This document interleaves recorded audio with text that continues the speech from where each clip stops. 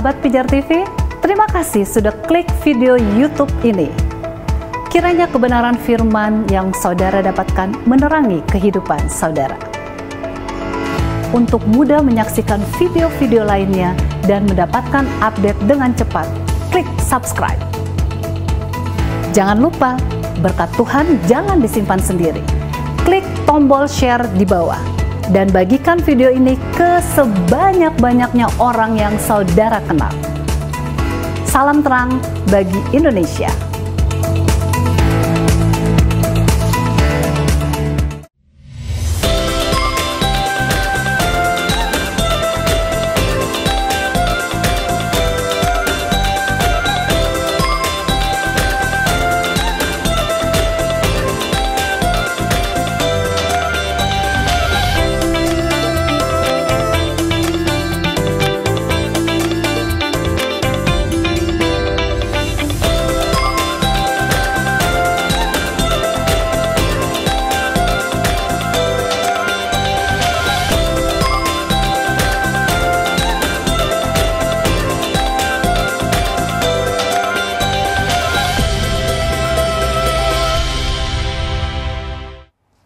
Salam sejahtera pemirsa Pijar TV, senang sekali kita berjumpa kembali dalam program Ku Tahu Yang Ku Percaya.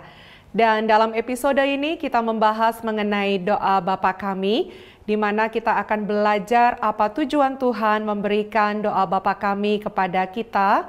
Dan juga tidakkah Anda tahu bahwa doa Bapa Kami dicatat di dua kitab yang ada di dalam Perjanjian Baru, yaitu di dalam Injil Matius dan Injil Lukas. Sehingga perlu kita ketahui apa perbedaan yang ada tercatat di kitab Matius dan apa yang tercatat di dalam Injil Lukas. Pastikan Anda mengikuti program ini dalam episode ini supaya Anda bisa mendapatkan penjelasan terkait apa yang kita sedang bahas mengenai doa Bapa Kami. Dan seperti biasa, hambanya Pendeta Ezra Soru sudah tersedia untuk memberkati kita sekalian. Jangan kemana-mana, hambanya siap memberkati kita.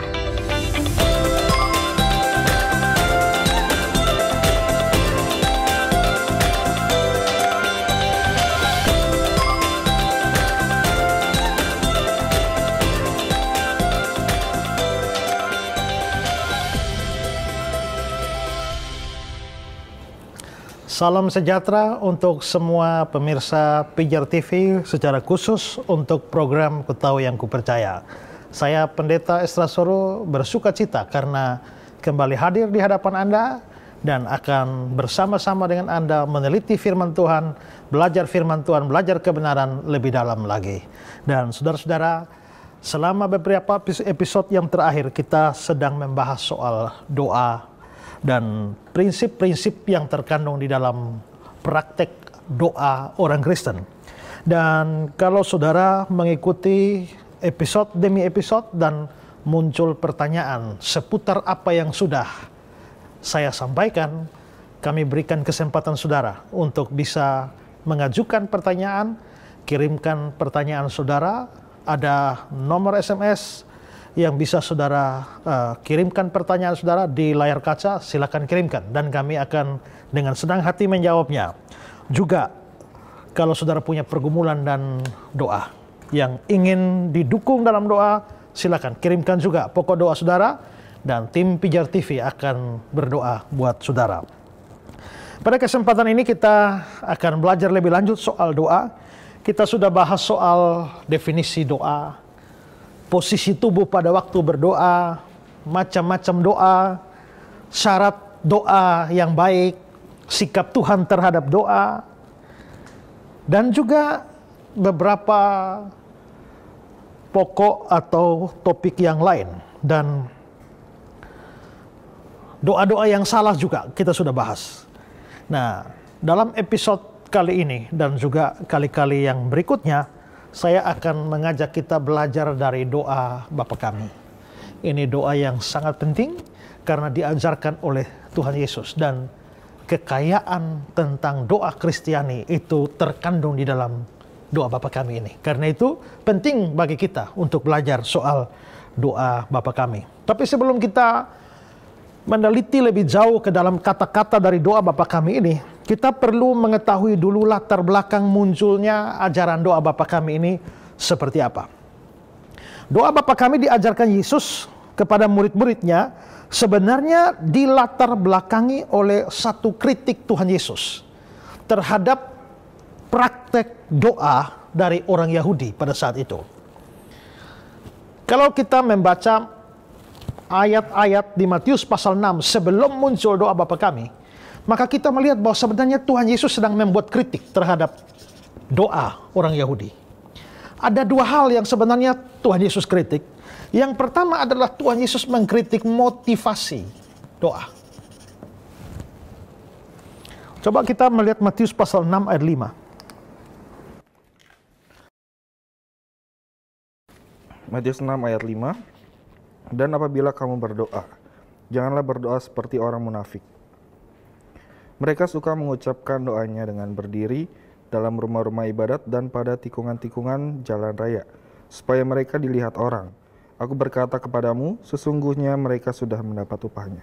Perhatikan ayat ini, dibilang mereka berdiri dalam rumah-rumah ibadat dan tikungan-tikungan jalan raya, supaya mereka dilihat orang.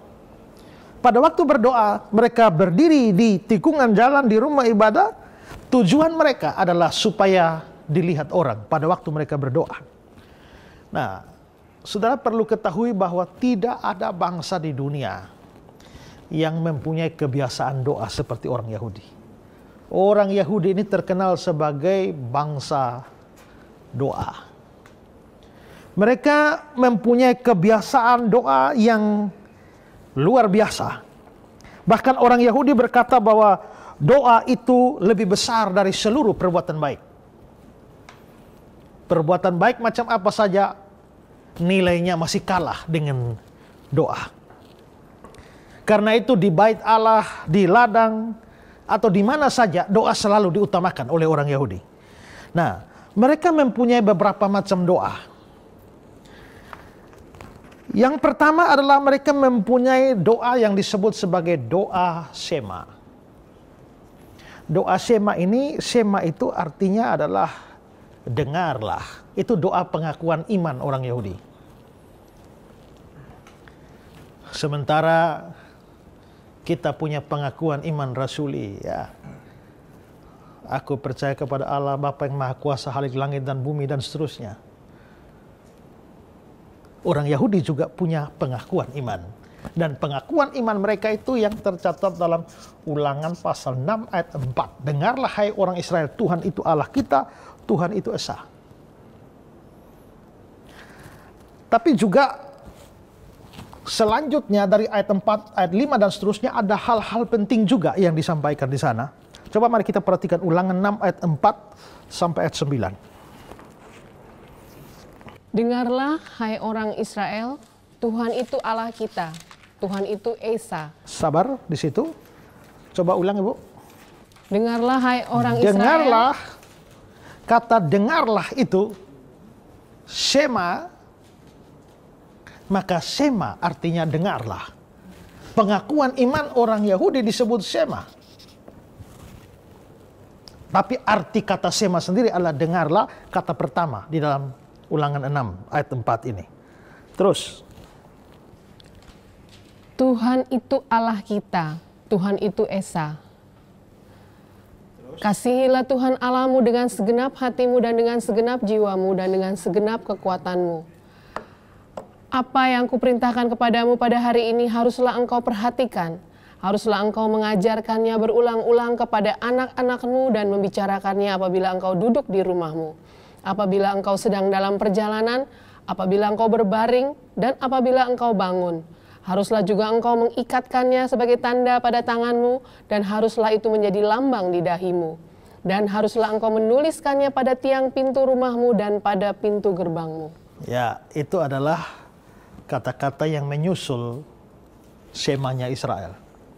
Nah, lalu ada yang disebut doa Shema. Nah, doa Shema ini seperti apa? Doa Shema ini adalah doa yang ditarik dari ayat ini. Tadi sudah dibacakan ayatnya. doa semanya menjadi begini dengan sedikit modifikasi dengan menggantikan kata gantinya ya. Akan bunyinya begini, Tuhan, Engkaulah Allah kami. Tadi ayatnya bilang apa? Dengarlah hai orang Israel, Tuhan itu Allah kita. Maka diubah menjadi kata doa, Tuhan, Engkaulah Allah kami. Di sini dia bilang Tuhan itu Esa, maka diubah menjadi kata doa, Tuhan, Engkau Esa.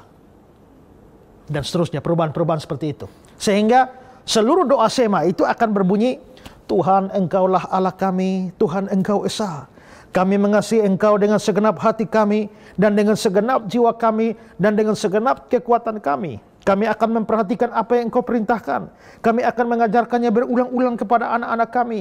Kami akan membicarakannya apabila kami duduk di rumah, apabila kami sedang dalam perjalanan, apabila kami berbaring, dan apabila kami bangun.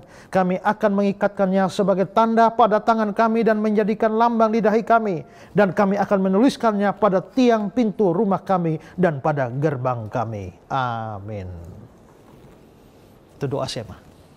Dan saudara-saudara, doa sema ini wajib diucapkan oleh orang Yahudi 1 hari 2 kali.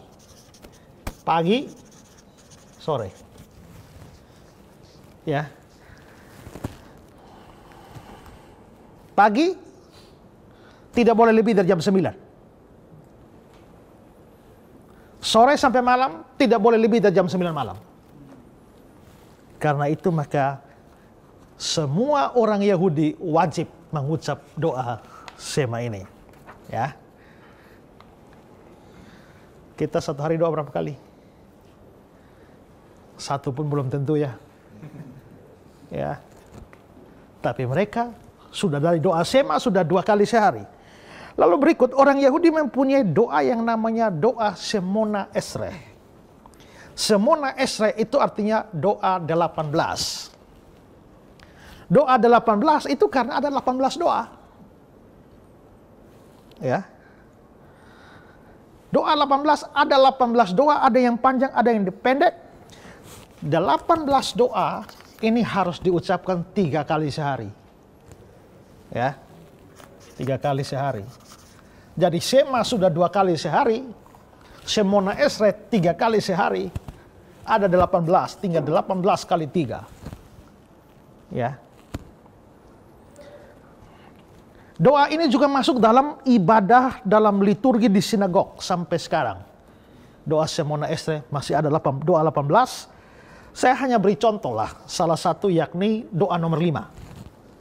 Doa nomor 5 bilang begini, Ya Bapa kami, kembalikanlah kami pada hukum-Mu. Oh Sang Raja, kembalikanlah kami ke dalam pelayanan bagi-Mu. Bawalah kami kembali padamu melalui pertobatan yang sejati. Terpujilah Engkau ya Tuhan yang sungguh-sungguh mau menerima pertobatan kami. Itu contoh doa nomor 5. Habis itu doa nomor 6, 7, 10, 15, 16, 17, 18. Nanti itu pagi, siang ulang lagi. Nomor 1 sampai 18. Malam nomor 1 lagi sampai nomor 18. Itu belum sema lagi. Ya. Selain itu mereka punya namanya kumpulan doa tertulis.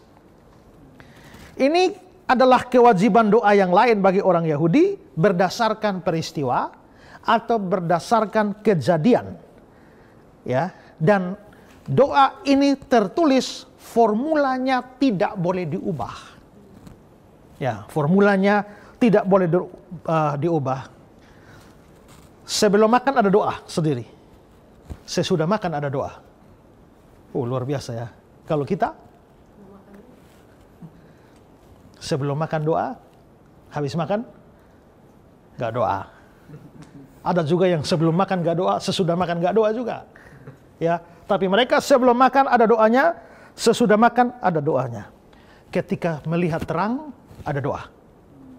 Ketika lihat api ada doa. Ketika lihat kilat ada doa.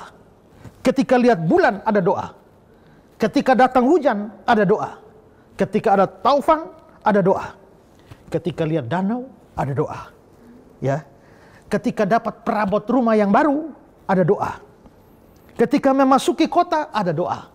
Ketika meninggalkan kota ada doa. Dapat kabar baik ada doanya sendiri. dapat kabar buruk ada doa sendiri. Dan ratusan-ratusan doa yang lain seperti itu. Itu kumpulan doa. Jadi saudara bayangkan itu, hidup mereka itu doa. Sema sudah 2 kali, Semuna Esre sudah 3 kali, jalan-jalan ketemu terang ada doanya, tiba-tiba ketemu danau ada doanya, dapat kabar buruk ada doanya, mau makan doa, habis makan doa. Banyak sekali. Kelihatannya hidup mereka itu penuh doa. Luar biasa ya. Selain itu, mereka masih punya jam doa rutin. Jam doa rutin itu setiap hari.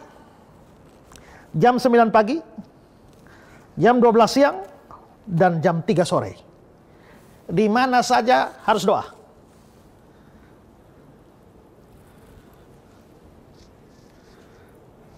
Waduh. Lagi di terminal, aduh mau jam 12 doa. Ya. Lagi di sawah, jam 3 sore, doa. Kalau begitu saudara, perhatikan bahwa ini hidup penuh doa. Kan di mana saja harus doa. Ingat, tidak boleh lebih dari jam 9, jam 12 siang, dan jam 3 sore. Nah, mulai muncul persoalan. Kalau saya lagi jalan-jalan di sawah, tiba-tiba jam 12, ya sudah doa. Ya, mau ke terminal jam 3 sore, ya doa. Sampai di situ tidak ada masalah. Tapi lalu muncul penyakit, dan penyakitnya ada orang yang hanya tinggal di rumah, lihat-lihat jam, aduh hampir jam 12, dia di rumah, tapi hampir jam 12 langsung pergi ke jalan, berdoa. Jadi sebenarnya dia tidak di jalan. Dia ada di rumah. Tapi dia lihat, ini pas mau jam 12, sengaja jalan ke terminal. Supaya pas jam 12 ada alasan untuk berdoa di terminal.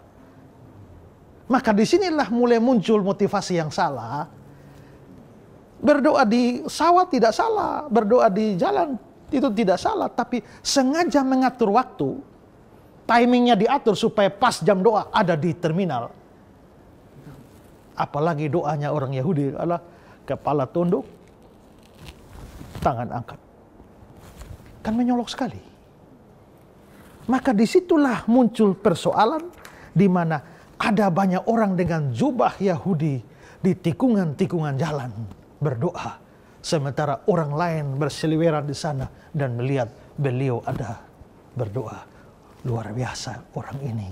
Taat beragama. Rohani luar biasa. Maka di sini saudara-saudara, doanya bagus. Tapi motivasinya mulai jelek. Di mana? Kenapa? Mereka ngatur timing supaya pas doa ada di tikungan jalan. Supaya orang tahu bahwa mereka lagi doa. Maka di situ doa mulai salah motivasi. Seorang penafsir namanya Matthew Henry, dia bilang, mereka suka berdoa di situ. Bukan doa itu sendiri yang mereka sukai, melainkan kesempatan untuk diperhatikan orang yang ditimbulkan oleh doa itu. Jadi sebenarnya bukan doa yang mereka sukai, tapi memanfaatkan doa untuk bisa dapat pujian. Nah, Yesus kritik doa ini. Model kayak begitu. Lalu Tuhan Yesus bilang apa? Matius 6 ayat 6, coba lihat.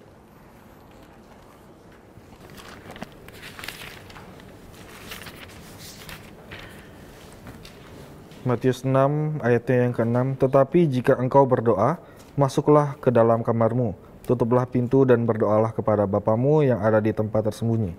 Maka Bapamu yang melihat yang tersembunyi akan membalasnya kepadamu. Setelah Yesus kritik praktek doa mereka, dia bilang, masuk ke dalam kamarmu, tutup pintu. Berdoa di sana.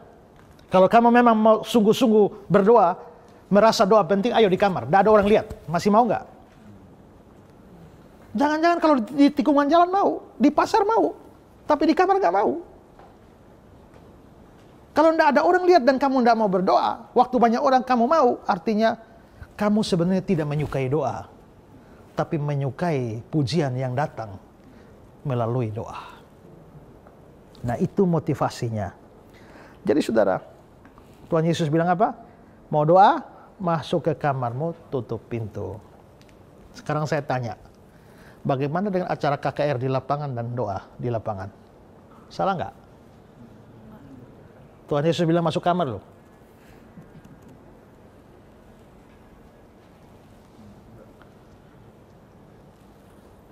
Ayat ini bilang, masuklah ke dalam kamarmu, tutuplah pintu. Bagaimana kalau kamar nggak punya pintu?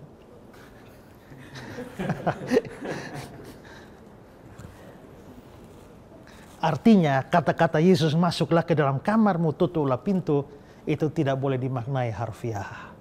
Maksud Tuhan Yesus ini bukan persoalan di lapangan atau di kamar, di jalan atau di kamar.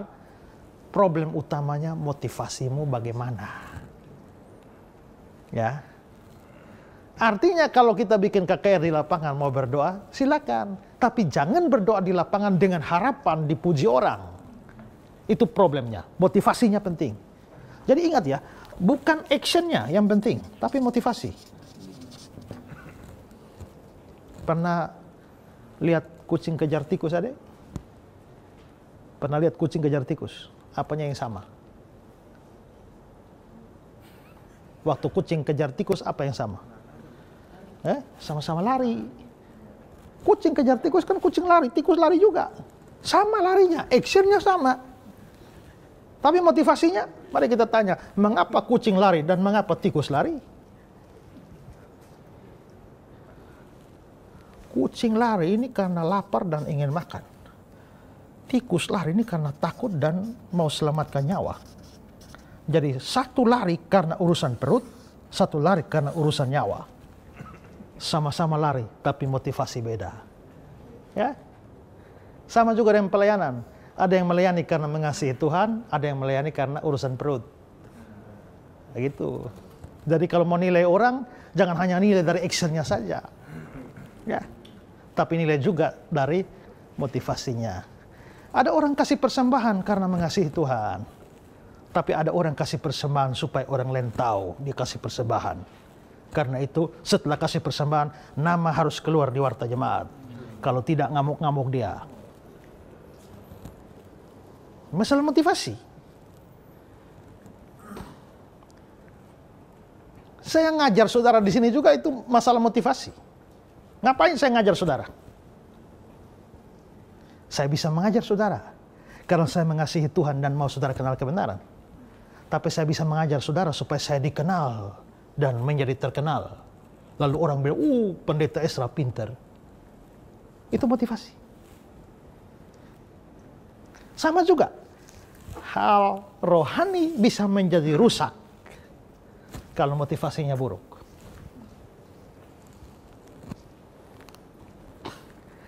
Karena itu saudara, di sini bukan soal di mana tempat berdoa, tapi pada motivasinya. Tapi saudara lihat ya, pada waktu mereka berdoa, mereka mengharapkan orang lihat, mereka mengharapkan pujian. Berarti sebenarnya waktu mereka berdoa, arahnya itu bukan vertikal, tapi horizontal. Mereka bisa berbicara dengan Allah, tapi sebenarnya secara jujur itu horizontal. Saya mau kutip kata-kata dari William Barclay. Dia bilang begini, doa yang sejati harus dipersembahkan kepada Allah. Kesalahan besar yang dilakukan oleh orang-orang Yahudi ialah bahwa sebagian besar dari doa-doa mereka tidak ditujukan kepada Allah, melainkan kepada manusia. Yang sebenarnya harus terjadi ialah bahwa baik di dalam doa umum maupun doa pribadi tidak boleh ada pikiran atau perhatian lain kecuali kepada Allah saja. Semua pikiran, angan-angan, keinginan yang menjurus kepada diri sendiri harus diganti dengan pikiran, angan-angan, dan keinginan yang hanya menjurus kepada Allah saja. Semua praktek doa yang ditujukan, yang tidak ditujukan hanya kepada Allah saja, itu salah.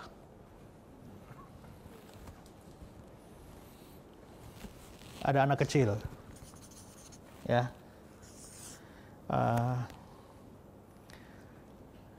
neneknya janjikan, adek, kalau adek ulang tahun, oma belikan sepeda.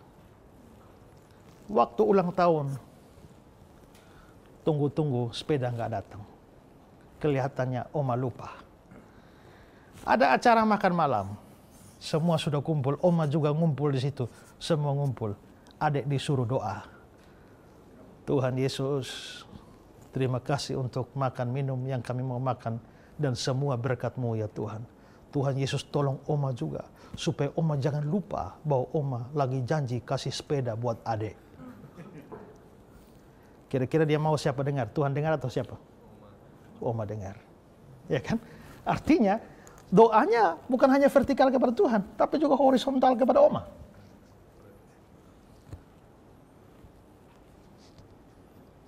Saudara, tiap kali saudara berdoa di mana saja, di gereja atau dalam ibadah-ibadah, terutama ada banyak orang, coba pikir, pikiranmu hanya tertuju pada Allah atau pada hal yang lain, atau pada orang lain. Begitu ada arah yang lain selain vertikal, doamu motivasinya salah. Dan itu yang Tuhan Yesus kritik. Tuhan Yesus mengkritik motivasi doa. Tapi selanjutnya Tuhan Yesus juga mengkritik hal yang kedua, yaitu cara berdoa. Ya, cara berdoa.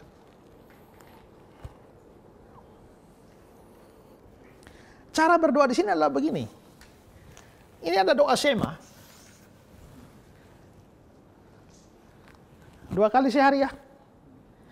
Tapi ada kecenderungan lain adalah bahwa orang Yahudi mau melakukannya lebih dari 2 kali sehari. Bayangkan saudara ya, 2 kali saja sudah berat tuh ya. Tapi mereka mau melakukan lebih dari 2 kali. Motivasinya apa? Mereka berpikir bahwa kalau doa itu bisa tambah panjang, maka Tuhan akan lebih mau menjawab dan mengabulkan doa itu. Semakin panjang satu doa, kemungkinan untuk dikabulkan lebih besar. Karena itu doa Shema dipanjang-panjangkan. Bahkan kadang-kadang diulang-ulang, ditambah-tambahi dengan sifat-sifat Allah yang disebut berulang-ulang, sampai kadang-kadang menghipnotis diri. Tuhan Yesus kecam model doa kayak begini. Sekarang lihat Matius 6 ayat 7.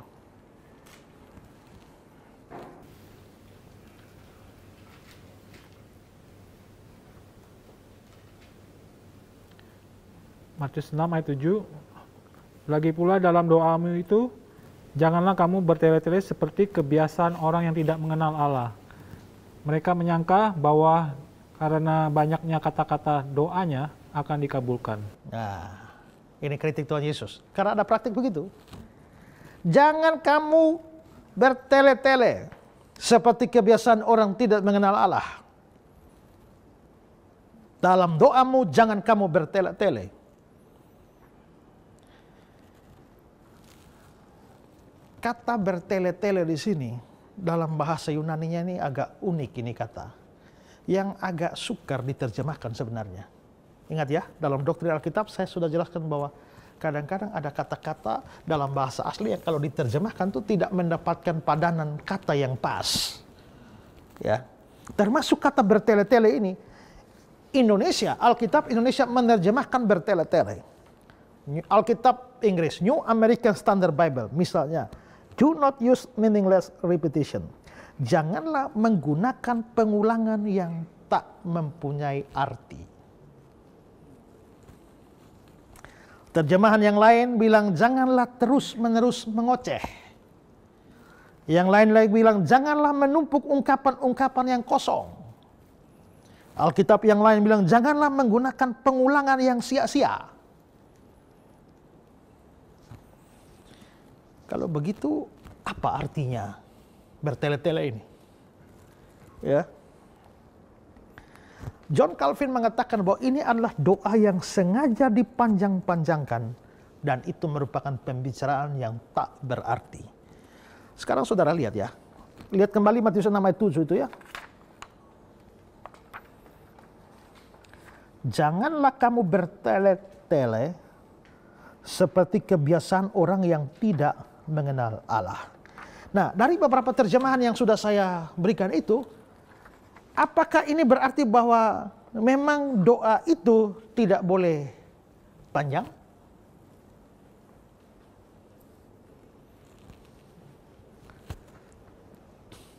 Kalau begitu doa semalam nggak boleh dong. Panjang sekali itu. Kadang-kadang ada gereja tertentu bikin hari doa. Doa nasional. Seharian doa. Ini bertele-tele. Apa begitu? Ini juga tidak berarti bahwa doanya tidak boleh diulang. Tuhan Yesus sendiri pernah mengucapkan doa yang sama tapi ulang-ulang. Katanya sama. Coba lihat Matius 26 ayat 44. Matius 26 ayat 44. Ia membiarkan mereka di situ lalu pergi dan berdoa untuk ketiga kalinya dan mengucapkan doa itu juga. Ini di Getsemani ya. Tuhan Yesus pergi berdoa, suruh murid-muridnya nunggu. Habis itu dia doa lagi. Lalu dia datang, mereka tidur. Dia membiarkan mereka di situ lalu pergi dan berdoa untuk ketiga kalinya. Berarti sudah 3 kali berdoa dan mengucapkan doa yang itu juga. Berarti sama. Kalimatnya sama, tapi ulang 3 kali. Apakah ini bertele-tele? Enggak. Karena kalau bertele-tele berarti Yesus sendiri bertele-tele. Jadi bertele-tele bukan berarti tidak boleh doa panjang. Kalau memang pokok doanya banyak, misalnya kita punya 100 pokok doa. Satu pokok doa 5 menit. Jadi 500 menit. Jadi panjang itu, lama itu. Ya, kalau memang pokok doanya 100 lalu didoakan 500 menit, oke lah. Ya, tapi kalau pokok doanya 3 disampaikan dalam 500 menit, ini apa yang didoakan ini ya? Itu apa yang didoakan ya Pak ya? Kita bingung tuh kalau begitu ya. Ya. Tapi saudara, kembali ke Matius pasal 6 tadi. Ayat 7. Janganlah kamu bertele-tele seperti kebiasaan orang yang tidak mengenal Allah. Dalam beberapa terjemahan yang lain dibilang begini, dalam doamu jangan kamu bertele-tele seperti kebiasaan orang kafir. Berarti ada kebiasaan orang kafir yang disebut bertele-tele. Atau dengan kata lain, kalau kita mau tahu bertele-tele itu apa, coba lihat gaya orang kafir berdoa. Gimana? Nah, mari kita ambil contoh orang kafir berdoa, contoh dari Alkitab saja. Misalnya, Kisah 19 ayat 34. Kisah 19 ayat yang ke-34, tetapi ketika mereka tahu bahwa ia adalah orang Yahudi, berteriaklah mereka bersama-sama kira-kira 2 jam lamanya. Besarlah Artemis Dewi orang Efesus. Ini dalam pelayanan Paulus nih, ya. Orang Efesus, ya. Ketika mereka tahu dia adalah orang Yahudi, berteriaklah mereka bersama-sama. Berapa lama? 2 jam. Teriaknya apa? Besarlah Artemis Dewi orang Efesus. Besarlah Artemis Dewi orang Efesus. Besarlah Artemis Dewi orang Efesus. Besarlah Artemis Dewi orang Efesus. Besarlah Artemis Dewi orang Efesus. 2 jam. Kira-kira ngomong berapa banyak tuh? Kalimatnya hanya besarlah Artemis Dewi orang Efesus. Tapi 2 jam. Jam pertama dan jam kedua nggak ada beda. Artinya tidak ada kemajuan berarti dari kata-kata itu. Tapi kata itu hanya diulang. Kelihatannya untuk menghipnotis diri. Ini kebiasaan orang kafir. Itu contoh dari perjanjian baru. Coba kita lihat contoh dari perjanjian lama.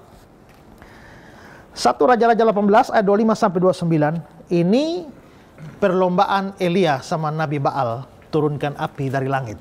Ya. 1 Raja-Raja 18 ayat 25 sampai 29. 1 Raja-Raja 18 ayat 25 sampai 29. Kemudian Elia berkata kepada nabi-nabi Baal itu, pilihlah seekor lembu dan olahlah itu dahulu, karena kamu ini banyak. Sesudah itu panggillah nama Allahmu, tetapi kamu tidak boleh menaruh api. Mereka mengambil lembu yang diberikan kepada mereka, mengolahnya dan memanggil nama Baal dari pagi sampai tengah hari. Katanya, ya Baal, jawablah kami. Ya Baal, jawablah kami dari pagi sampai tengah hari. Terus? tetapi tidak ada suara. Tidak ada yang menjawab. Sementara itu mereka berjingkat-jingkat di sekeliling mezbah yang dibuat mereka itu. Pada waktu tengah hari, Elia mulai mengejek mereka. Katanya, "Panggillah lebih keras, bukankah dia Allah? Mungkin ia merenung. Mungkin ada urusan lain. Mungkin ia berpergian, barangkali dia tidur dan belum terjaga."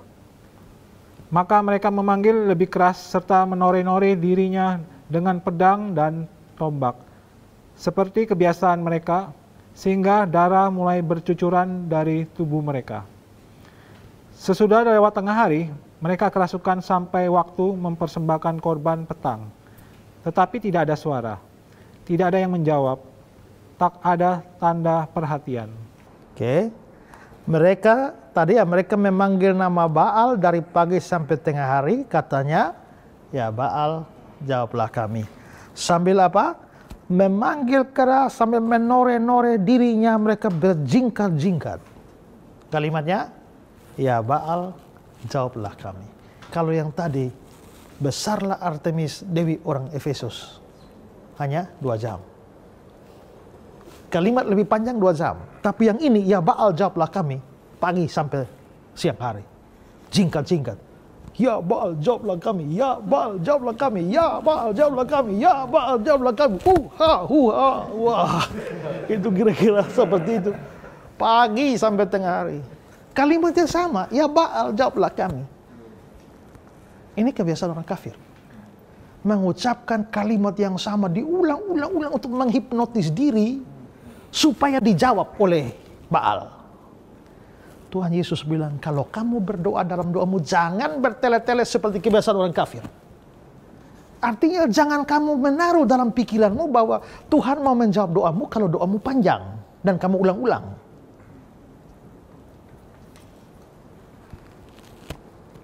Nah, kelihatannya orang Yahudi terjebak di situ. Mereka kalau berdoa merasa bahwa Tuhan akan menjawab doa mereka, mengabulkan permohonan mereka kalau doanya panjang.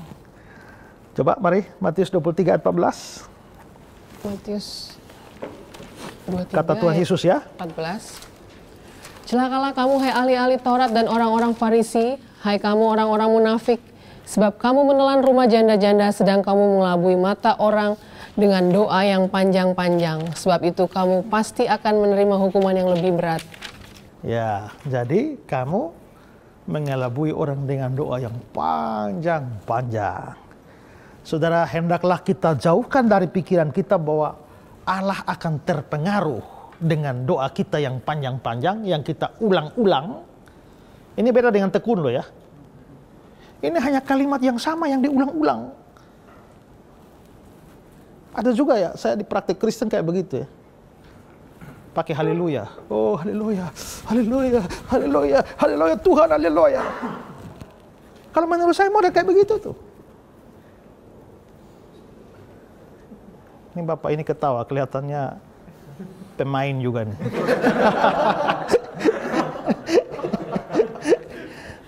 Atau pernah punya pengalaman buruk. Ya. Karena itu marilah kita berdoa dengan konsep yang benar. Jangan bertele-tele, ya. Di ayat 8 Tuhan Yesus bilang, "Jadi jangan kamu seperti mereka, karena Bapamu mengetahui apa yang kamu perlukan sebelum kamu minta." Tuhan sudah tahu. Sebelum kita ngomong, Tuhan sudah tahu.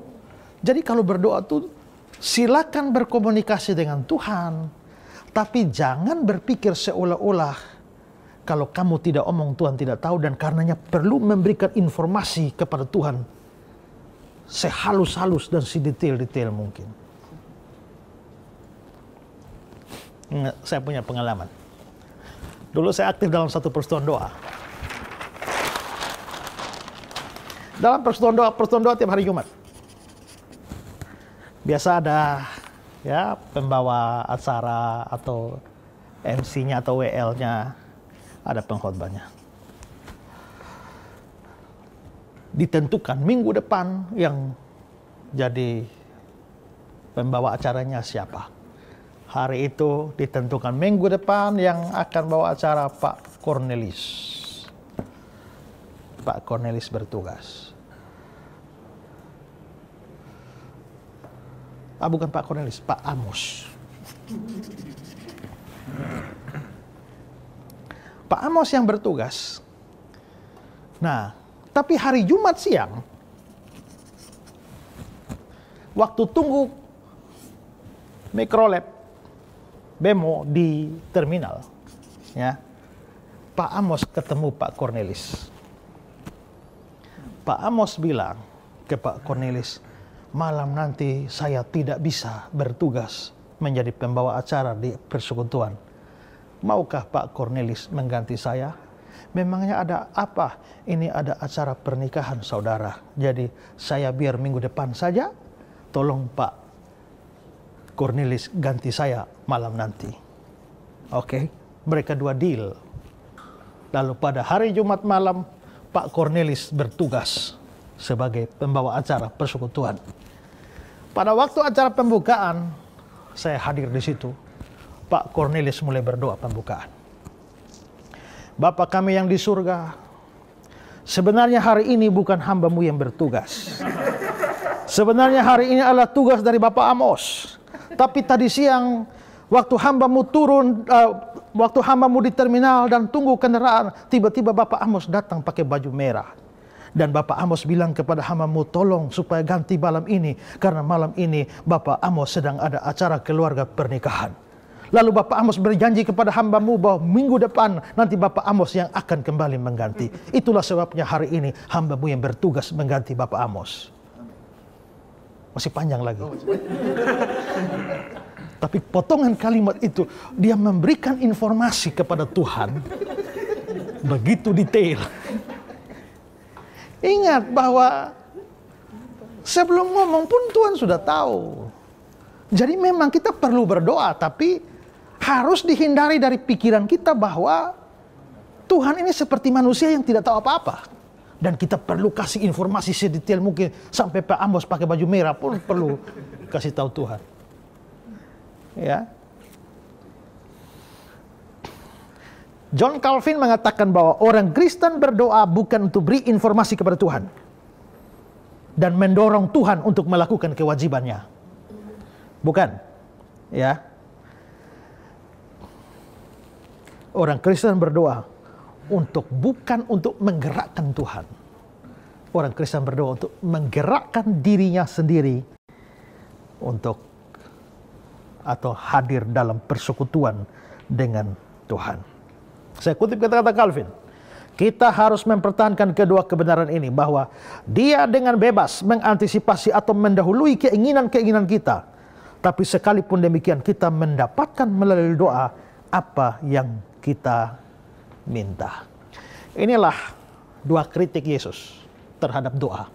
Jadi apa yang melatar belakangnya? Setelah ini baru Tuhan Yesus mengajar doa Bapa kami kepada murid-murid. Berarti yang melatar belakangi munculnya doa Bapa kami adalah praktek doa yang salah dan juga motivasi doa yang salah. Dua hal ini menyebabkan Tuhan Yesus lalu mengajar murid-muridnya berdoa Bapa kami. Ini biarlah boleh menjadi suatu pengertian dan perenungan bagi kita dalam doa-doa kita. Bagaimana motivasi saudara berdoa. Dan bagaimana cara saudara berdoa. Pemirsa di rumah, kalau saudara diberkati dengan pengajaran ini luar biasa. Kami senang dan bersuka cita karena itu. Dan kalau saudara punya pertanyaan yang muncul dari pelajaran ini, jangan ragu. Kirimkan pertanyaan saudara lewat SMS ke nomor yang tertera di layar kaca, dan kami akan dengan senang hati memberikan jawaban kepada saudara, termasuk juga bagi saudara-saudara yang membutuhkan dukungan doa. Tim Pijar TV dengan senang hati mendukung Anda dalam doa. Kirimkan pokok doa Anda di nomor yang sama di layar kaca ini. Pak, mau tanya, Ya. Kalau gitu mengapa kita perlu berdoa kalau Tuhan sudah tahu sebelum kita minta? Karena doa itu tidak selamanya hanya untuk urusan minta. Ya. Juga doa bukan hanya sekedar komunikasi, tapi relasi. Ibu sudah menikah? Mencintai suami? Atau suami mencintai ibu? Pasti. Pernahkah suami berkata pada ibu, I love you? Berapa kali? Banyak? Bagaimana kalau suami bilang, I love you? Ah, sudah tahu.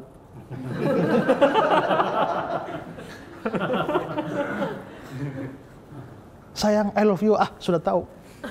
Kan enggak. Kalau begitu, waktu dia mengatakan I love you, itu bukan urusan informasi. Itu urusan relasi. Maka doa itu bukan hanya informasi. Kalau hanya sekedar informasi, Tuhan sudah tahu. Gak usah berdoa.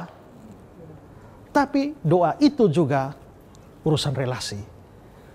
Bapa kami yang di surga. Ini berarti yang ngomong ini anak nih. Berarti ini anak lagi ngomong dengan Bapa. Dan ingat dalam pelajaran kita kali lalu, doa yang benar itu harus lahir dari suatu hubungan yang karib dengan Tuhan. Maka ini relasi, bukan hanya sekedar informasi. Oke? Ya.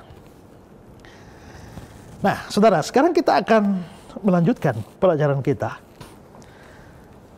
Tadi latar belakang mengapa sampai doa Bapa kami itu diajarkan. Sekarang kita lihat tujuannya. Kalau kita membaca di dalam permulaan sebelum doa Bapa kami dikatakan, karena itu berdoalah demikian. Matius 6 ayat yang ke-9. Karena itu berdoalah demikian. Nah, yang jadi pertanyaan kita adalah, apakah itu berarti bahwa kita harus berdoa persis kata demi kata di dalam doa Bapa kami? Ya. Karena itu berdoalah demikian. Dalam Revised Standard Version, pray then like this. Maka berdoalah seperti ini.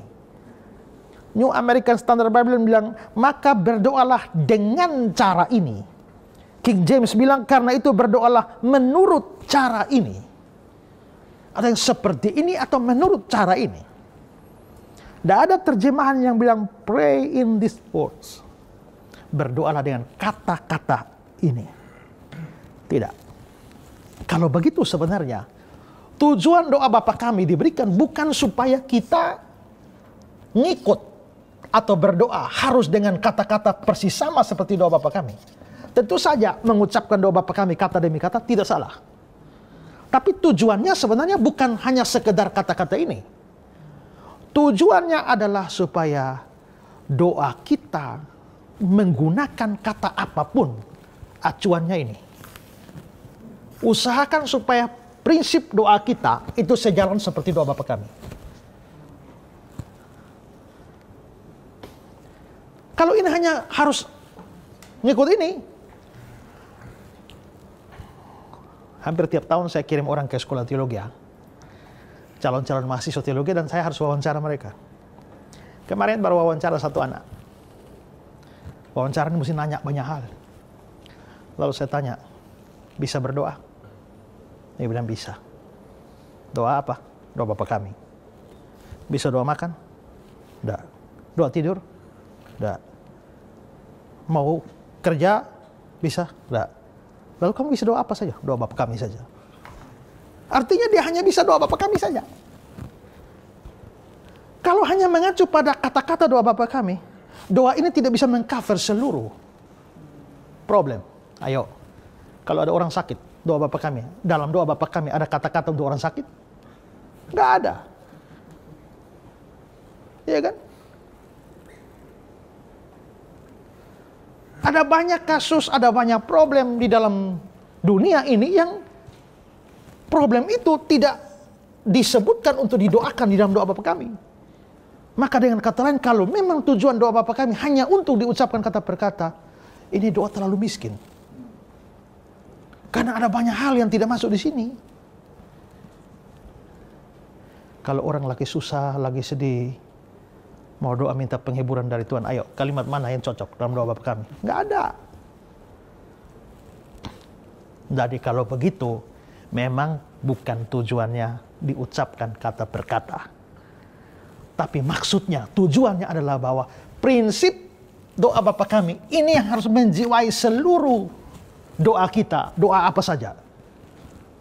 Dengan kata lain, inilah teladan doa yang harus kita ikuti. John Calvin mengatakan begini, Kristus tidak memerintahkan umatnya untuk berdoa dengan satu bentuk atau susunan kata-kata yang sudah disiapkan. Bukanlah merupakan maksud dari anak Allah untuk menentukan kata-kata yang harus kita gunakan, sehingga tidak memberikan kita kebebasan untuk menyimpang dari bentuk yang telah Ia diktekan atau Dia perintahkan. Kristus hanya menunjukkan apa yang seharusnya merupakan objek dari semua keinginan dan doa kita. Maksudnya adalah untuk memimpin dan mengekang keinginan-keinginan kita supaya tidak melampaui batas. Dengan kata lain, ini frame-nya doa Bapa kami. Kamu boleh berdoa apa saja, jangan keluar dari frame ini. Ini digariskan supaya mengekang kita. Doa ikut yang sesuai dengan frame. Matthew Henry bilang begini, Yesus memberikannya dalam bentuk kata-kata yang sangat baik untuk digunakan sebagai sebuah patokan, ringkasan atau isi dalam mendoakan beberapa hal tertentu. Ini bukan berarti bahwa kita terikat untuk hanya menggunakan bentuk ini atau selalu menaikkan doa ini seolah-olah hal ini perlu untuk menguduskan doa-doa kita yang lain. Di sini kita diminta berdoa mengikuti cara ini, kata-kata ini atau tujuan ini. Ya. Jadi itulah tujuan yang sesungguhnya dari doa Bapa kami. Sekali lagi, tentu tidak salah kalau kita mau berdoa Bapa kami, mau pakai kutip kata-kata persis sama nggak apa-apa. Tapi itu bukan tujuan utamanya. Ya. Pak, apakah doa Bapa kami bisa untuk mengusir setan? Lalu, kalau untuk kita mengusir setan, apakah juga harus dengan suara yang keras? Apakah doa pakai bisa dipakai untuk usir setan? Ayo, di mana? Di dalam ayat itu suruh nyala setan. Gak ada ya? Nah itu yang saya bilang tadi. Kalau kita berpikir bahwa doa Bapa kami segala-galanya dalam urusan kata-kata, banyak hal gak masuk. Mengusir setan juga gak bisa. Karena itu memang menurut saya kalau mau doa usir setan, jangan pakai doa Bapa kami. Bikin doa sendiri. Tapi frame-nya doa Bapa kami. Ya, misalnya kemuliaan Tuhan kan? Atau dikuduskanlah namamu. Nanti saya akan jelaskan apa maksudnya dikuduskan namamu. Tapi saya usir setan karena apa? Untuk kemuliaan Tuhan. Jadi ada frame-nya doa Bapa kami. Tapi kalau mau usir setan dengan doa kita baca doa Bapa kami, itu kayak memperlakukan doa Bapa kami kayak mantra. Itu kayak orang, ada vampir sana bawa salib. Ya, itu kayak mantra. Ingat, lalu ditanyakan doa, kalau usir setan itu harus suara keras. Biasanya begitu ya. Dalam nama Yesus.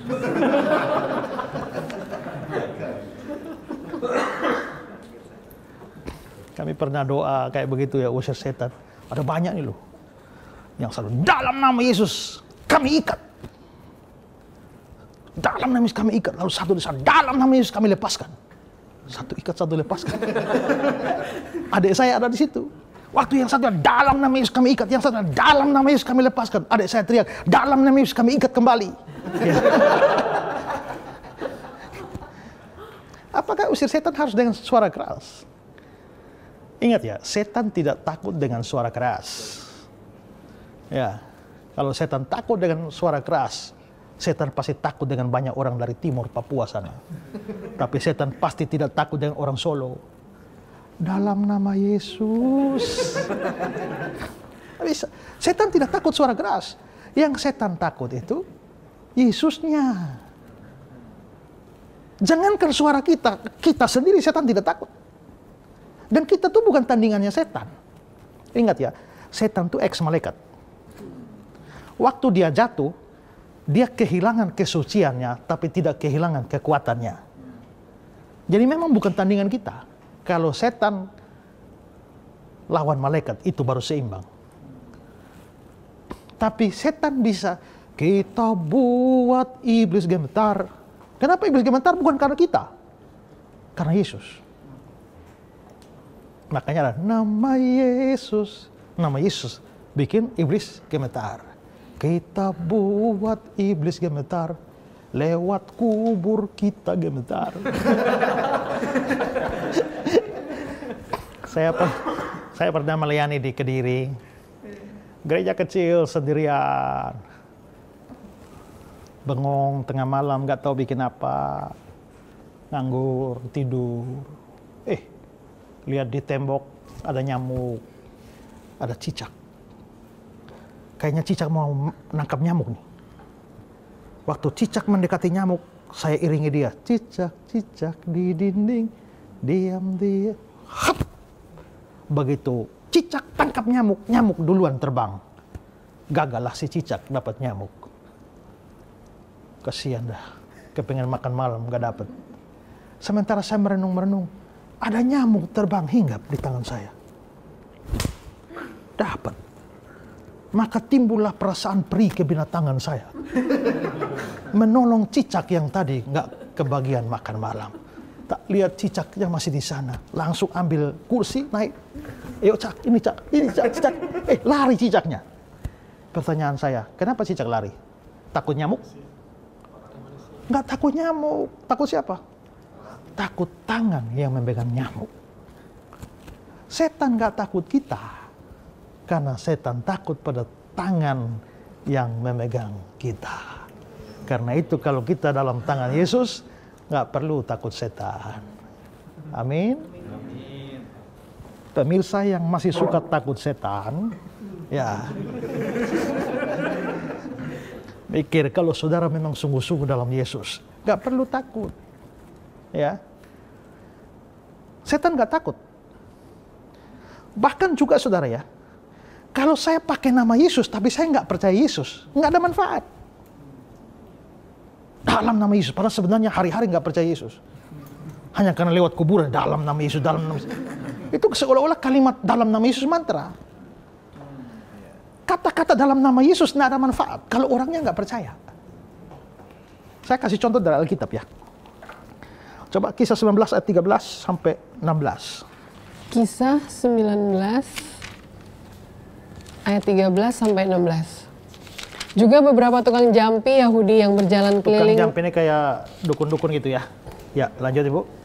Yang berjalan keliling di negeri itu mencoba menyebut nama Tuhan Yesus atas mereka yang kerasukan roh jahat dengan berseru katanya, "Aku menyumpahi kamu demi nama Yesus yang diberitakan oleh Paulus." Jadi mereka pakai nama Yesus. Mungkin mereka lihat Paulus itu dalam nama Yesus luar biasa. Mereka juga kepengen ikut. Ya, terus mereka yang melakukan hal itu ialah 7 orang anak dari seorang imam kepala Yahudi yang bernama Skewa. Tetapi roh jahat itu menjawab, "Yesus aku kenal dan Paulus aku ketahui, tetapi kamu, siapakah kamu?" Dan orang yang dirasuk roh jahat itu menerpa mereka dan menggagahi mereka semua dan mengalahkannya.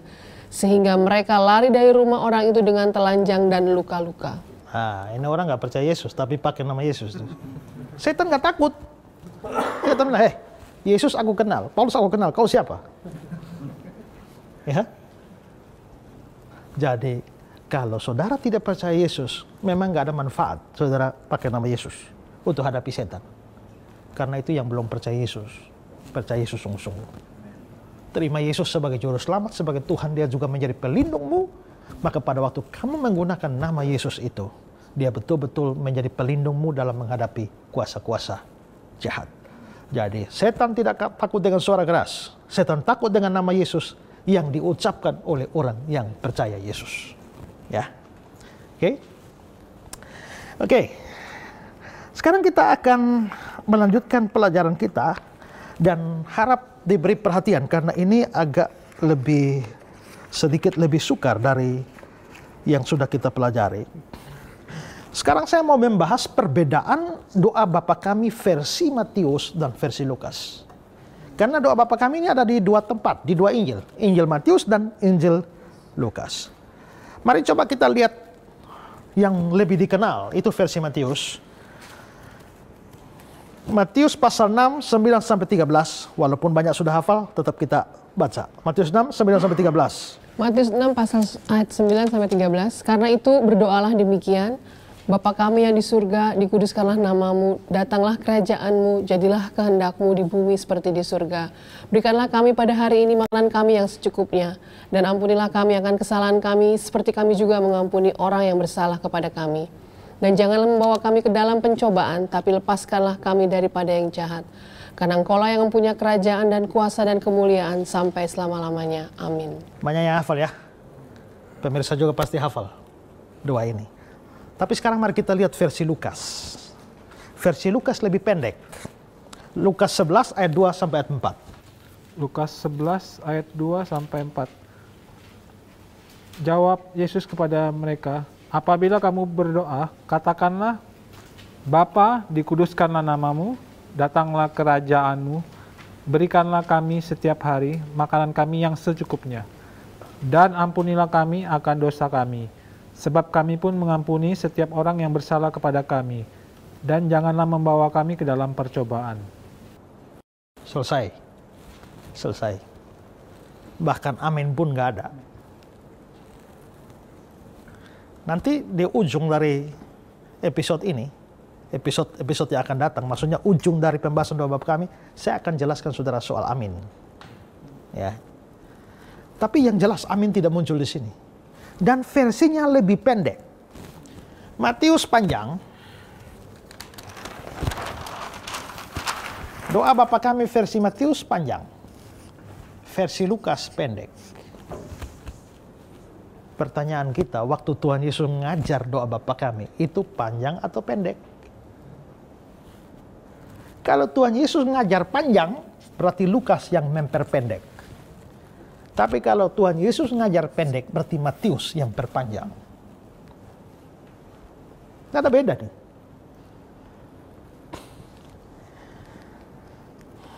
Nah, karena perbedaan ini, panjang pendek ini, lalu muncul beberapa penjelasan. Atau muncul beberapa pendapat yang pernah diberikan. Ada yang bilang sebenarnya tidak masalah. Karena Tuhan Yesus memang ngajar doa Bapa kami itu 2 kali.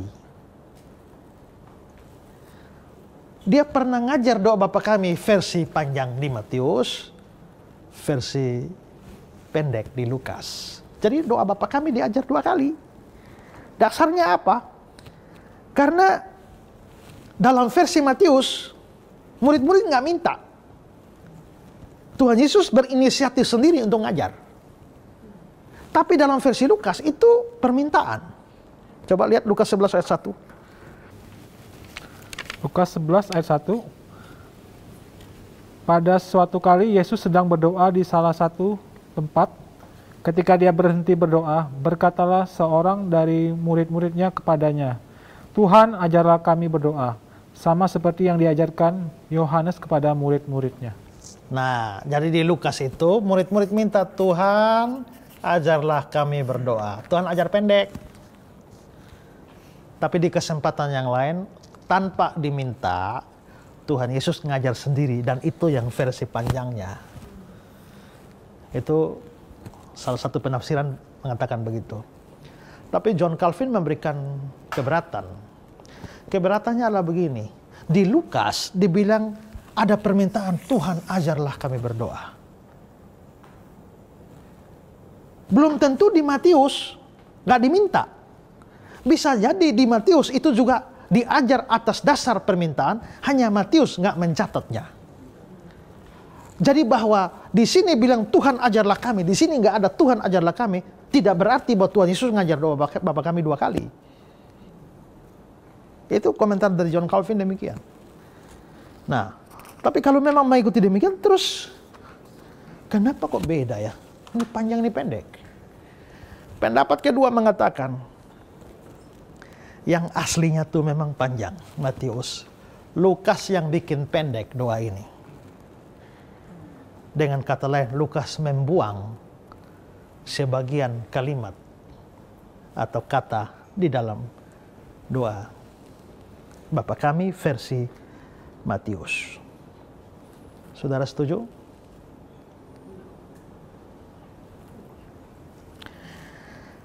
Bahwa Lukas memperpendek apa yang diajarkan Yesus. kelihatannya tidak cocok dengan ciri khas Injil Lukas. Ya. Tidak ada alasan bagi Lukas untuk memperpendeknya. Lagi pula Lukas itu ya, dia selalu memberi informasi yang tidak ada dalam Injil lain. Itu ciri khas Lukas. Coba lihat. Ini jadi persoalan panjang. Tuhan Yesus ada cerita tentang kelahiran kan? Yesus lahir. Ya. Tahu-tahu muncul umur 30 tahun. Minta dibaptis Yohanes membaptis. Terus dari Yesus dari bayi sampai 30 tahun ini bikin apa? Nggak ada keterangan dari Matius, Markus, Yohanes. Hanya ada keterangan dari Lukas. Yaitu Yesus umur 12 tahun di Bait Allah. Maka Lukas memberi informasi yang tidak ada dalam Injil yang lain. Adalah aneh bahwa sekarang ada doa Tuhan Yesus dan Lukas memotongnya. Ini tidak ada informasi Yesus dari 0 tahun ini 1 tahun sampai 30 tahun di mana? Lukas kasih. Hanya 12 saja. Terus umur 13 sampai 29 Yesus di mana? Anan Krishna mengatakan bahwa Yesus pergi ke India dan belajar dari guru-guru Hindu-Buddha di sana. Nicholas Notovix dalam bukunya The Lost Years of Jesus mengatakan ada dokumen dan bukti kuat bahwa Yesus pernah bertualang ke Himalaya. Ya. Dan belajar di sana baru pulang umur 29. Saya juga menulis buku dengan judul yang sama. The Lost Years of Jesus. Tahun-tahun Yesus yang hilang. Kemanakah Yesus umur 13 sampai 29? Ada banyak yang saya tulis di sana. Tapi saya tidak setuju dengan Anan Krishna bahwa Yesus pergi ke India atau Nicholas Notovix ke Himalaya.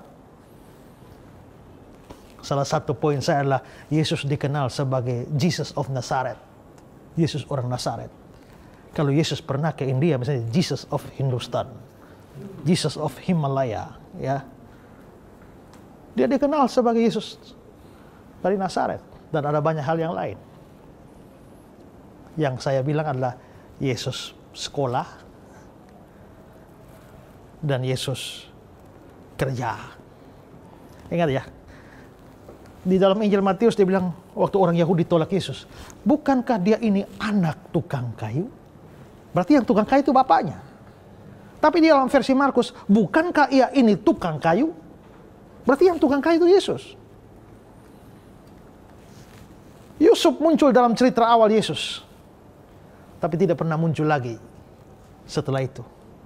Dalam pesta kawin di Kana itu acara keluarga. Dari mana tahu acara keluarga? Maria ibu Yesus tahu bahwa anggur habis. Itu berarti dia tahu isi dapur. Itu orang dalam. Itu acara keluarga, makanya Maria ada di sana. Yesus dan murid-muridnya diundang karena itu ada hubungan saudara. Tapi Yusuf tidak pernah muncul lagi. Kemungkinan besar Yusuf mati muda.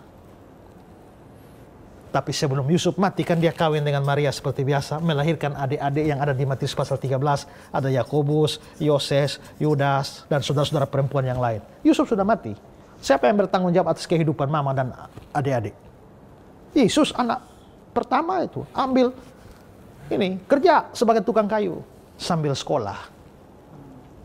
Terus nama sekolahnya Yesus apa? Gak usah saya cerita panjang ya. Tapi saya bahas semua dalam The Lost Years of Jesus, buku saya itu. Ya. Nah, tapi berarti Yesus sekolah sambil kerja.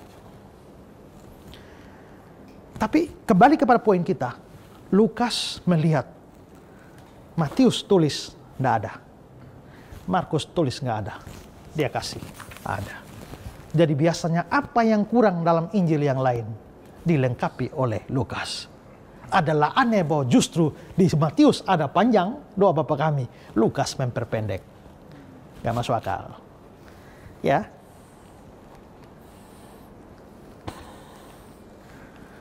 Juga seperti yang kita sudah pelajari dalam kelas doktrin Alkitab ya.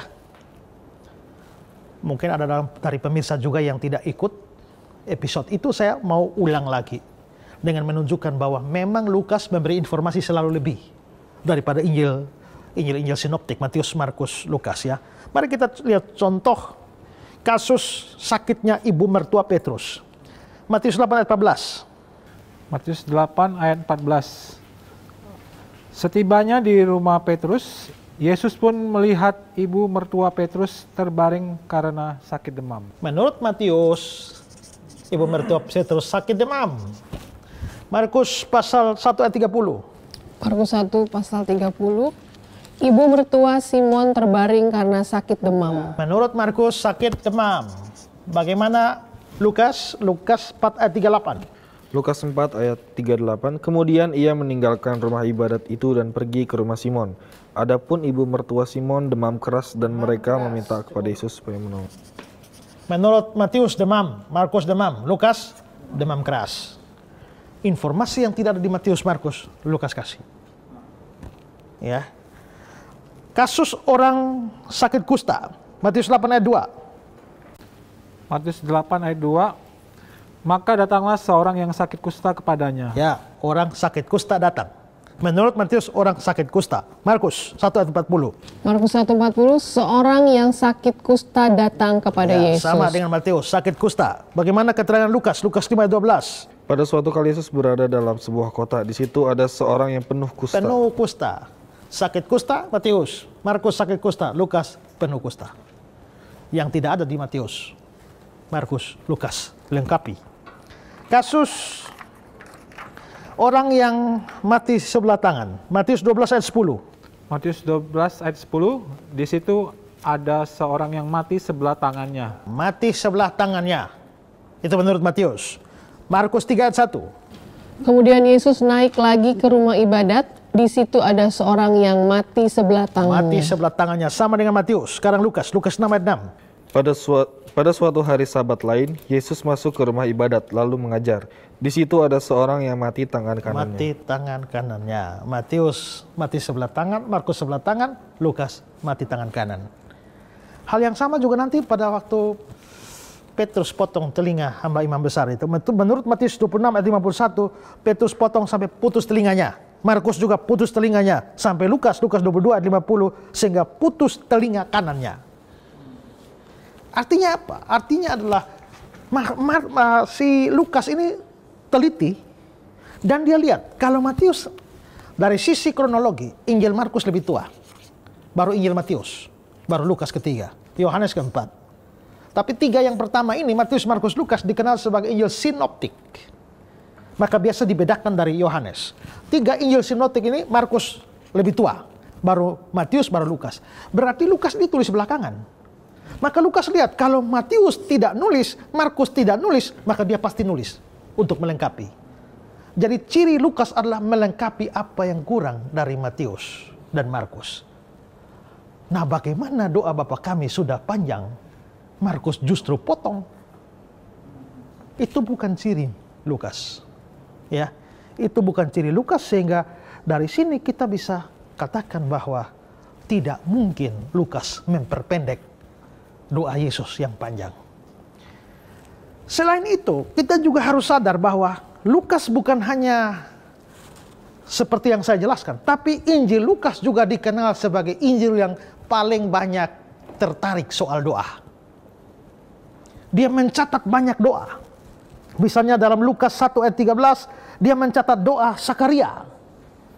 Tapi malaikat itu berkata kepadanya, "Jangan takut hai Sakaria, sebab doamu sudah dikabulkan." Injil Lukas juga mencatat doa Simeon dalam Lukas 2 ayat 29 sampai 32. Ada doa Hana di Lukas 2 ayat 37. Lalu juga ada doa-doa Yesus sebelum pelayanan. Lukas 5 ayat 16, Lukas 6 ayat 12, Lukas 9 ayat 18, Lukas 9 ayat 28. Semua adalah doa. Saya mau kasih perbandingan antara urusan topik doa antara Matius, Markus, dan Lukas.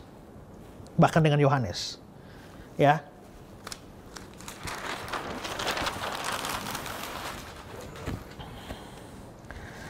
Perbandingan kata doa. Matius, Injil Matius mengandung kata doa dalam 17 ayat. 17 ayat ada kata doa. Kalau Markus 12 ayat. Matius lebih banyak. Yohanes 3 ayat. Sedangkan Lukas 23 ayat. Lukas lebih unggul semua kalau urusan doa. Ya. Jadi Lukas ini kelihatannya orang yang tertarik mencatat doa-doa.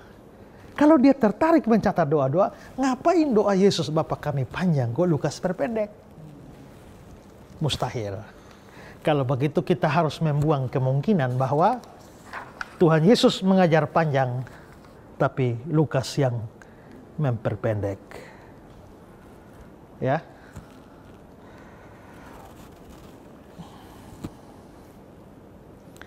Mari kita lihat kemungkinan ketiga. Kemungkinan ketiga, kebalikannya.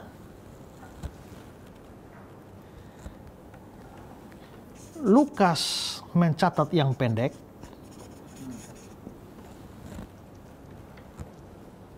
tapi Matius memperpanjang versi Lukas.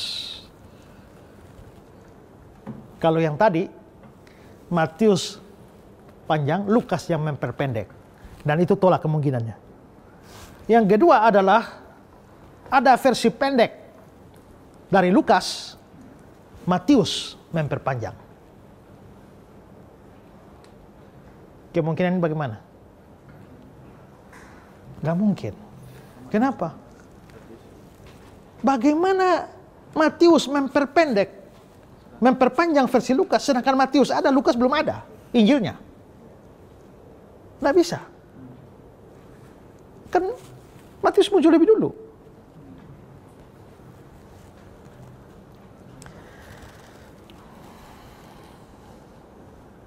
Sekarang teori keempat, penafsiran keempat.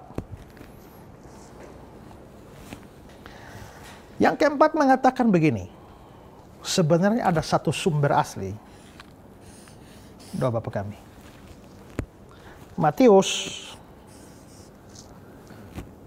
di sini, Lukas di sini. Ini ada dalam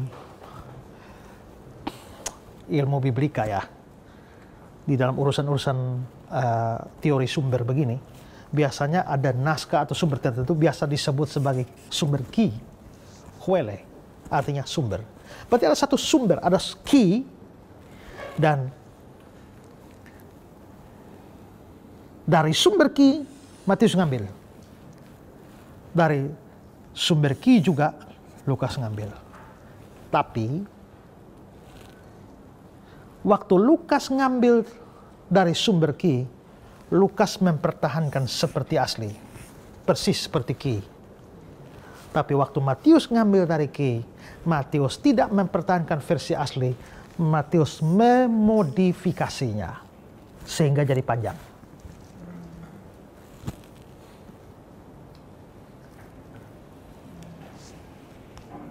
Jadi yang ikut ki asli Lukas. Matius itu modifikasi. Ya.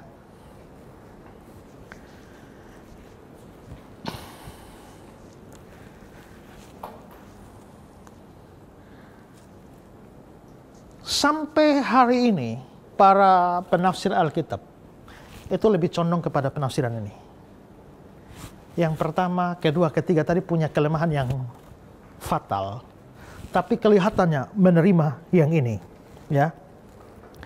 Nah, problem sekarang adalah bahwa mana yang sesuai asli. Nah, ini Lukas yang sesuai asli. Kenapa kok ditentukan Lukas yang asli dan Matius yang modifikasi? Kenapa bukan Matius yang asli dan Lukas yang modifikasi jadi pendek? Tadi saya sudah jelaskan, untuk memperpendek bukan ciri khas Lukas. Kedua, dari hitungan gini ya, saya ambil contoh sederhana. Kalau saya ceritakan sesuatu rahasia kepada Anda, ya, Anda cerita ke sebelah, ke sebelah, ke sebelah, ke sebelah, ke sebelah, kemungkinan cerita saya itu akan menjadi pendek atau menjadi panjang.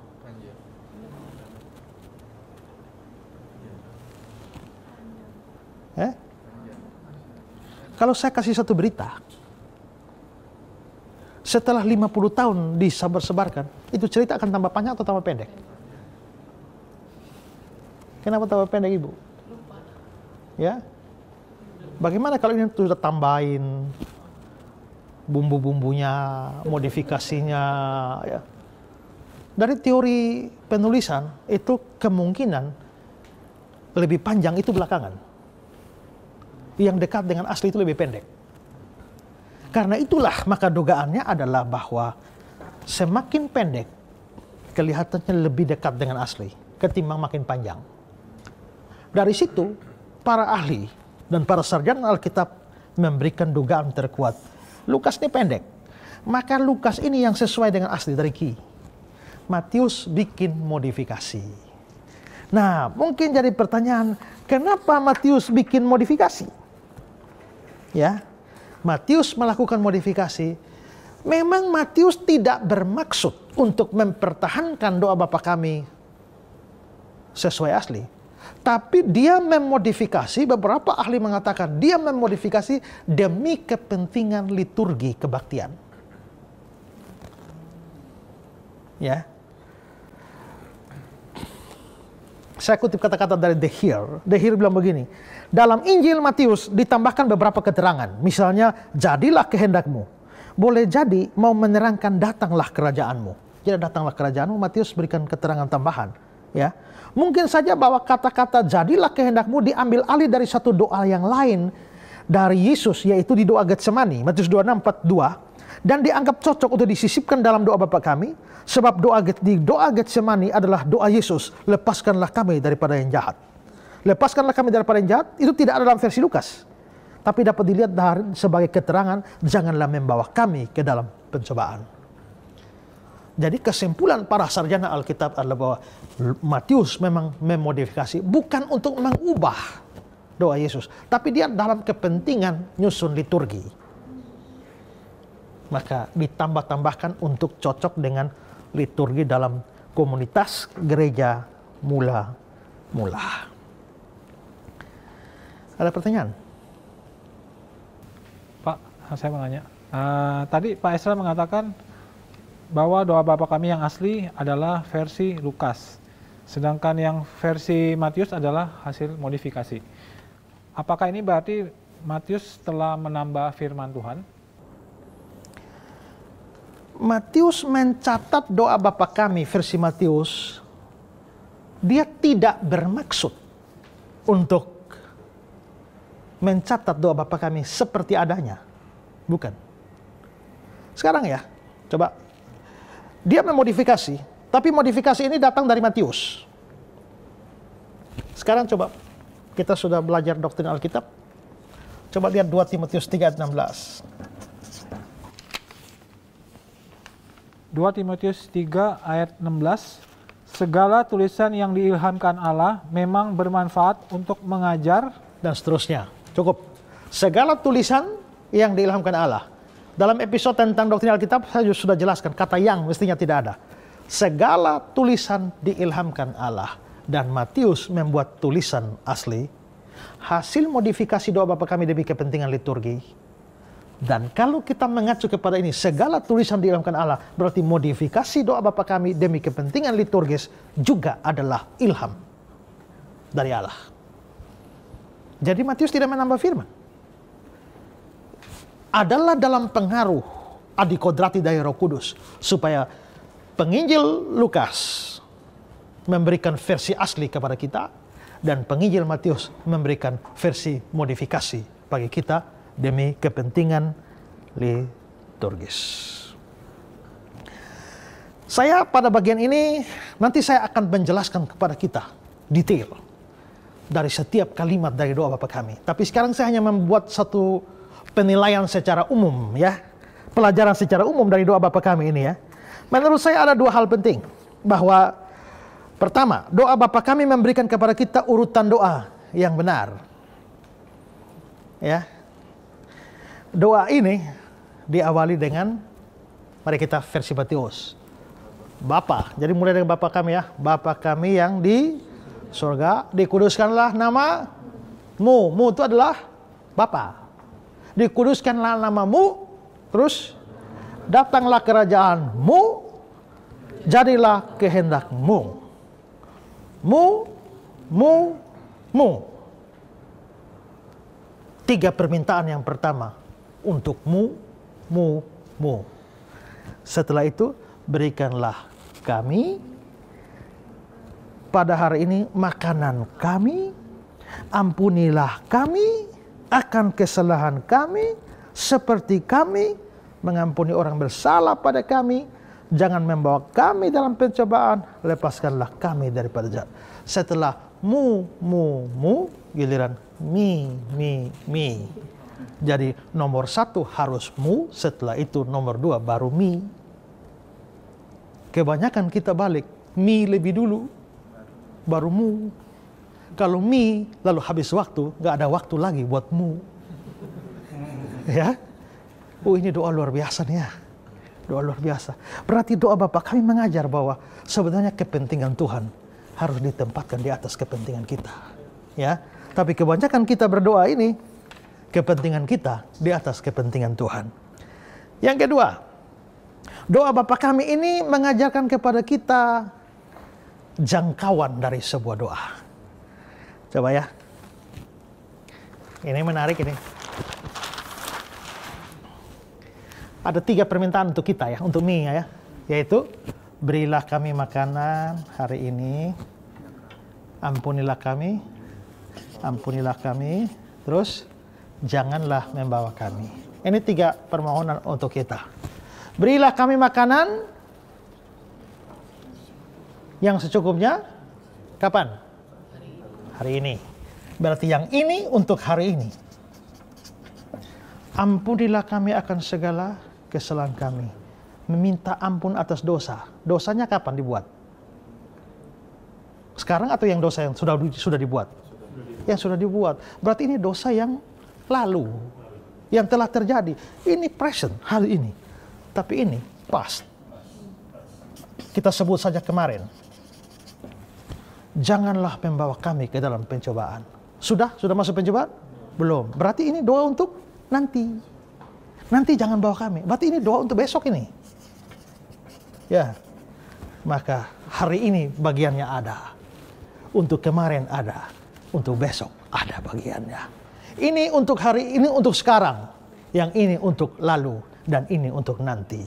Wah, jangkauan doa luar biasa. Karena itu saudaraku, apabila saudara punya pergumulan kemarin, sekarang, dan besok, bawalah semua kepada Bapa di surga dalam nama Yesus.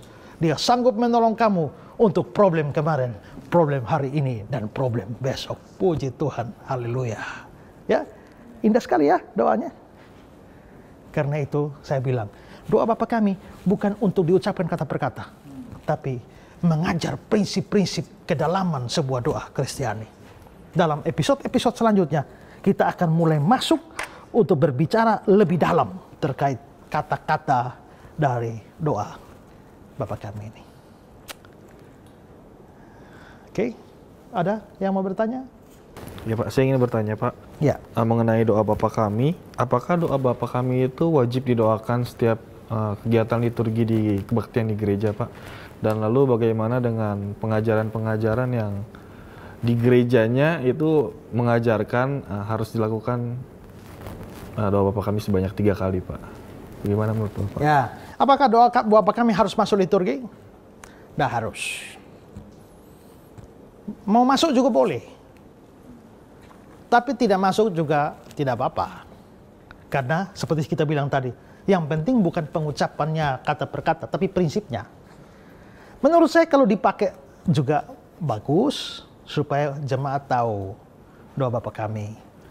Tapi kalau akhirnya dipakai seolah-olah itu kewajiban, dan kalau tidak ada doa Bapa kami jadi masalah, nah itu repot.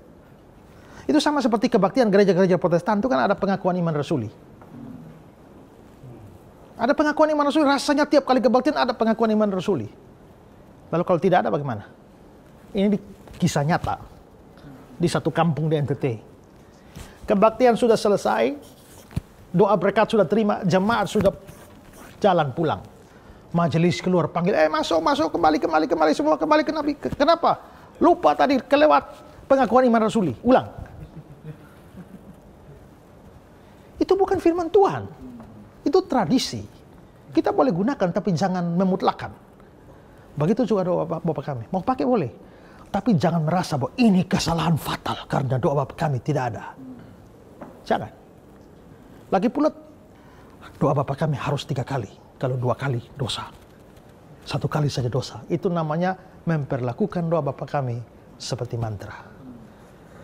Ingat, kuasa doa Bapa kami bukan terletak dari berapa kali diucapkan. Sama seperti kuasa salib tidak tergantung dari kayunya itu. Jalan ada vampir bawa-bawa. Waktu setan datang, dalam nama Yesus. Setan tidak takut kayu ini, ya. Gitu. Nah, karena itu maka memang banyak praktek di gereja-gereja yang aneh-aneh seperti itu. Tapi hari ini kita belajar dalam program Ku Tahu Yang Ku Percaya, kita mengerti apa sebenarnya tujuan doa Bapa kami diberikan. Karena itu saudara, saya berharap saudara tidak ketinggalan episode-episode selanjutnya. Banyak kekayaan rohani dalam doa Bapa kami yang akan kita gali. Dan pastikan bahwa saudara terus mengikuti program Pijar TV, Ku Tahu Yang Ku Percaya. Dan nikmati seluruh kebenaran rohani yang ada di dalamnya. Dan saudara-saudara, bantu doa, dukung doa, supaya program ini terus ada. Tapi jangan hanya dukung doa. Berikan juga persembahan dana saudara, supaya bisa bermanfaat bagi program Pijar TV Ku Tahu Yang Ku Percaya dapat terus di-update terus dengan materi-materi pelajaran firman Tuhan yang baru yang bisa memberkati kita. Saudara, program yang sekarang saudara saksikan ini ada karena apa? Karena ada orang-orang yang mengasihi Tuhan dan pekerjaannya, yang memberikan persembahan untuk membiayai seluruh program ini. Dan saya sebagai hamba Tuhan juga memberi kesempatan kepada saudara. Mari dukung pekerjaan Tuhan yang besar. Menyebarkan kebenaran dan kerajaan Allah di bumi ini dengan apa yang ada pada kita, dengan uang kita. Mungkin saudara pikir saya tidak punya uang banyak. Kita tidak perlu banyak. Sedikit yang ada pada saudara, berapapun yang saudara berikan. Kalau itu bersama-sama, maka program ini dilaksanakan dengan berkat dari pemirsa. Dan membawa berkat juga bagi para pemirsa. Di layar kaca Anda ada nomor rekening di mana Anda boleh dan bisa memberikan persembahan Anda untuk membiayai program Ku Tahu Yang Ku Percaya. Doa saya, doa kami semua yang ada di sini adalah bahwa program ini terus jadi berkat bagi saudara dan membuat saudara semakin mengenal Tuhan. Beberapa orang mengatakan pada saya, Pak Ezra, saya senang sekali dan saya kagum sekali mendengar pengajaran Pak Ezra. Saya bilang, saya justru akan lebih senang kalau kamu kagum pada Yesus yang kuberitakan daripada kagum pada saya.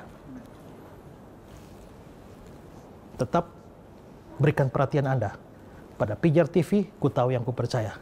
Dan program ini saya yakin menjadi berkat bagi kita semua. Salam terang bagi Indonesia.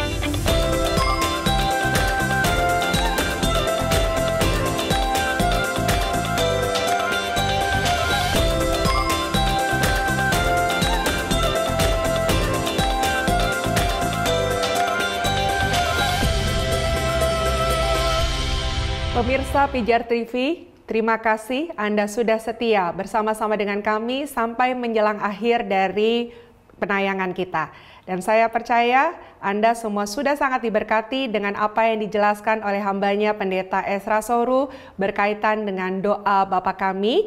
Dan tadi pula kita sudah mengetahui apa perbedaan doa Bapa Kami yang dicatat di dalam Injil Matius dan juga doa Bapa Kami yang dicatat di dalam Injil Lukas.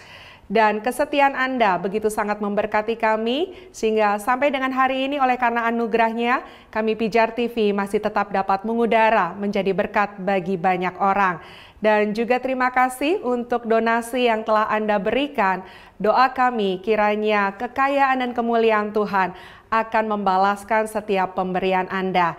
Dan kalau Anda sekalian masih ingin menopang pelayanan kami dengan mendukung secara dana, kirimkan ke nomor rekening yang akan ditayangkan di layar kaca Anda. Dan juga kalau ada saran, pendapat, pertanyaan, bahkan kritik seputar acara ini, dan itu sangat berarti buat kami, kirimkan ke nomor SMS yang juga kami tayangkan di layar kaca. Kami akan berupaya untuk menjawab setiap apa yang Anda sampaikan. Untuk mengakhiri episode kita pada hari ini, saya mengajak Anda sekalian dimanapun Anda berada untuk bersama-sama berdoa dengan saya, yaitu doa yang Tuhan ajarkan. Bapa kami yang ada di dalam surga, dikuduskanlah namamu, datanglah kerajaanmu, jadilah kehendak-Mu di bumi seperti di surga. Berilah kami pada hari ini makanan kami yang secukupnya, dan ampunilah kami akan kesalahan kami, seperti kami juga mengampuni orang yang bersalah kepada kami. Dan janganlah membawa kami ke dalam pencobaan, tetapi lepaskanlah kami daripada yang jahat. Karena Engkaulah yang mempunyai kerajaan, dan kuasa, dan kemuliaan, sampai selama-lamanya. Amin.